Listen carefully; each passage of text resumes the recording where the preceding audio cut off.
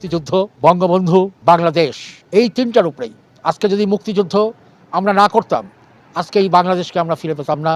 দুঃখের বিষয় বলতে গেলে কি, এই স্বাধীনতার সময়ও জাতির পিতার ৩২ নম্বরের বাসা কেউ ধরতেও সাহস পায় নাই, ৭৫-এ কেউ সাহস পায় নাই, পরে যতগুলি সংগ্রাম হয়েছে কেউ সাহস পায় নাই। কিন্তু এই ২৪শে আগস্ট মাসে বঙ্গবন্ধুকে শাহাদত করা হয়েছিল। সেই মাসে বঙ্গবন্ধুর বাসাকে গুঁড়িয়ে দেওয়া হয়েছে, বঙ্গবন্ধুর নামকে উড়িয়ে দেওয়া হয়েছে, বঙ্গবন্ধুর যে বাংলাদেশের যে টাকা যেখানে বঙ্গবন্ধুর ছবি ছিল সেটাকে উড়িয়ে দেওয়া হয়েছে।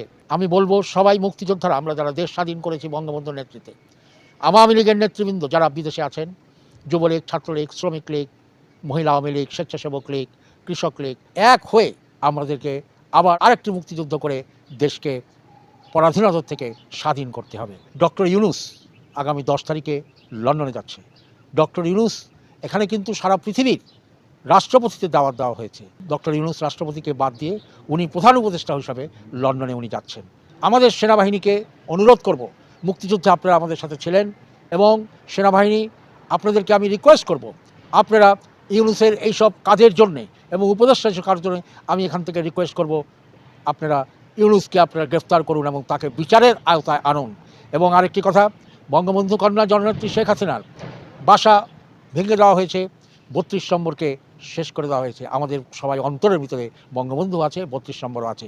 আমার বাবার বয়স ছিল ৪৫ বছর, শহীদ ডক্টর আশরাফ আলী তালুকদার আবার বয়স ছিল 18 বছর, তখন আমি মেডিকেলের প্রথম বর্ষের ছাত্র। আমার সামনে আমার বাবাকে হত্যা করা হয়েছে এবং হত্যা করার আগে বলা হয়েছে, বল শেখ মুজিব তোরা পাপ হ্যায়। আমি বললাম শেখ মুজিব পুরা বাংলাদেশ কো ফাদার হ্যায়।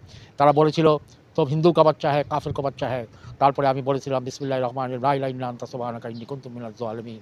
তখন তারা গুলি করে আমার সামনে আমার বাবাকে হত্যা করা হয়। আমি 18টা গুলি থেকে বেঁচে আসি এবং মুক্তিযুদ্ধ জয়েন করি এবং জাতির পিতা আমাকে মস্কোতে নিয়ে গিয়ে আমার হাতকে ঠিক করেন। আজকে আমি বেঁচে আছি জাতির পিতার জন্যে। আজকে বঙ্গবন্ধু কন্যা, আপনার কোনো ভয় নাই, আমি বেঁচে আছি। আমার শেষ রক্তবিন্দু পর্যন্ত আপনার জন্য কাজ করে যাব। আপনি বাংলাদেশে যাবেন, আমার বাসায় উঠবেন এবং আমার বাসা আপনার নামে আমি লিখে দেব। জননেত্রী শেখ হাসিনা মাননীয় প্রধানমন্ত্রী উনি বলেছেন বাংলাদেশে ঢুকবেন। পারলে ডক্টর ইউনূস তুমি বঙ্গবন্ধু কন্যা জননেত্রী